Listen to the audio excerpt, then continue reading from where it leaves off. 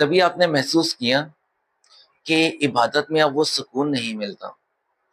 نہ دعاؤں میں آنسو نکلتے ہیں؟ یہ جو ایموشنل نمنس ہے، جسے ہم ایموشنلی بے حسی بھی کہہ سکتے ہیں،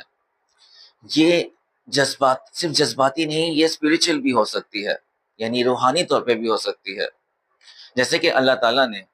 قرآن میں فرمایا، چیپٹر نمبر 57 ورس نمبر 16 سورہ الحدید میں،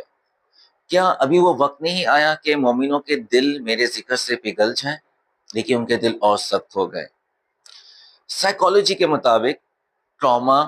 یا گناہ کو دبا لینے سے انسان کا جو دل ہے وہ نم ہوتا جاتا ہے، بے حس ہوتا جاتا ہے، اور اس کی وجہ سے اس کو نہ عبادت میں وہ سکون ملتا ہے، نہ نماز میں وہ خشوع و خضوع آتا ہے، اور وہ روحانی طور پہ بھی اللہ سے دور ہوتا جاتا ہے۔ اس سے مجھے ایک اور حدیث یاد آئی، جیسے کہ ہمارے پیارے نبی صلی اللہ علیہ وسلم نے فرمایا، جب کوئی انسان گناہ کرتا ہے تو اس کے دل پہ ایک بلیک ڈاٹ، سیاہ نقطہ لگا دیا جاتا ہے۔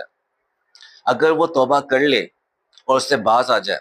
تو وہ دل صاف ہو جاتا ہے، لیکن اگر وہ توبہ نہ کرے تو آہستہ آہستہ وہ جو بلیک ڈاٹس ہیں، سیاہ نقطے ہیں، وہ بڑھتے جاتے ہیں اور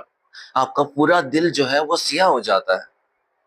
اس حدیث کا مطلب ہے کہ جب کوئی ایک چھوٹا گناہ کرتا ہے تو اس کو شاید تھوڑی سی گلٹ فیل ہوتی ہے، لیکن جب وہ بار بار گناہ کرتا جاتا ہے اور توبہ نہیں کرتا تو اس کو بے حسی سی محسوس ہوتی ہے، اس سے فرق ہی نہیں پڑ رہا ہوتا۔ جس طرح ایک جو قاتل ہوتا ہے، وہ جب ایک قتل کرتا ہے اس کو بہت ٹراما ہوتا ہے، لیکن جب آپ دیکھیں ڈاکومنٹری تو جب وہ ایک قتل کرتا ہے تو اس سے محسوس ہوتا ہے، دوسرے میں کم محسوس ہوتا ہے، تیسرا چوتھا پانچویں میں اس کا جو احساس ہے وہ کم ہوتا جاتا ہے، کیونکہ اس کا دل بے حس ہوتا جاتا ہے، نم ہو جاتا ہے۔ اس چیز سے ہم کس طرح بچیں؟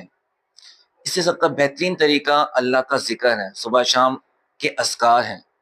کیونکہ جیسے کہ قرآن میں بھی آتا ہے کہ بے شک اللہ کے ذکر میں دلوں کو سکون ملتا ہے،